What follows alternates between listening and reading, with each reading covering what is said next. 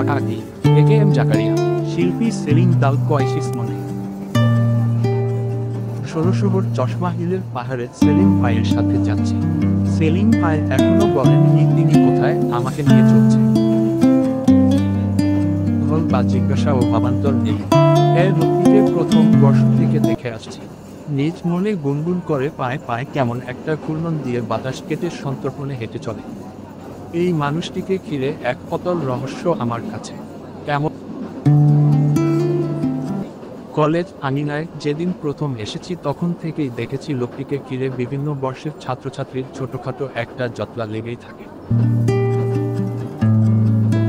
একে নিয়ে নিকষ কালো ঘন বাবরি চুলের এই মানুষটি সবার এত প্রিয় কেন তা খুঁজতে গিয়ে কখন যে আমারও খুব প্রিয় এবং কাছের মানুষ হয়ে উঠলেন সেলিম দাউদ কোয়াইশিস।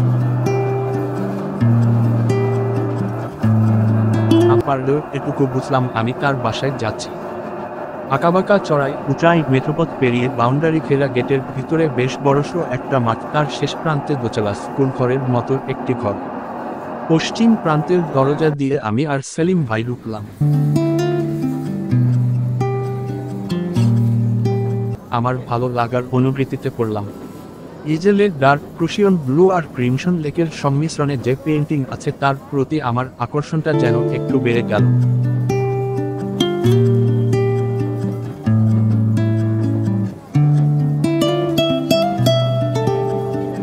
ছবিটা যত দেখছি ততই এই আঁকিয়ার প্রতি আমার কৌতূহলের মাত্রা যেন ছাড়িয়ে গেল।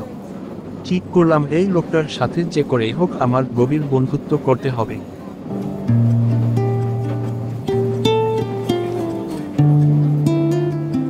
রমেশ দার গলা।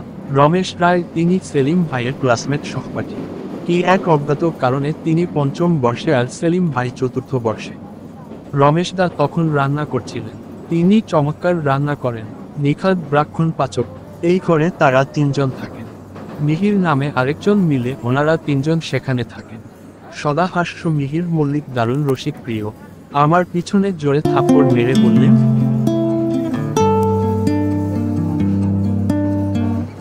জুনিয়র কেউই সে সময় আমার নাম ধরে ডেকেছে কি না সন্দেহ।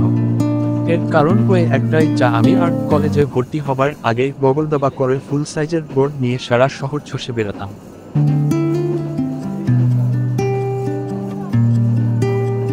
সেদিন বেশ খাওয়া হয়েছিল। রমেশদার রান্নার স্বাদ অনেকদিন যাবৎ মুখে লেগেছিল।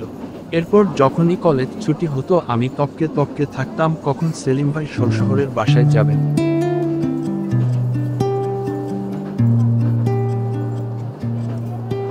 তিনি কখনো আমাকে সঙ্গে নিয়ে যেতেন, কখনো বলতেন, না তোকে নিব না, আমি মেজো ভাইয়ের বাসায় যাব।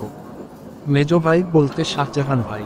সেলিম ভাইয়েরা তিন ভাই আর তিনি সবার কনিষ্ঠ।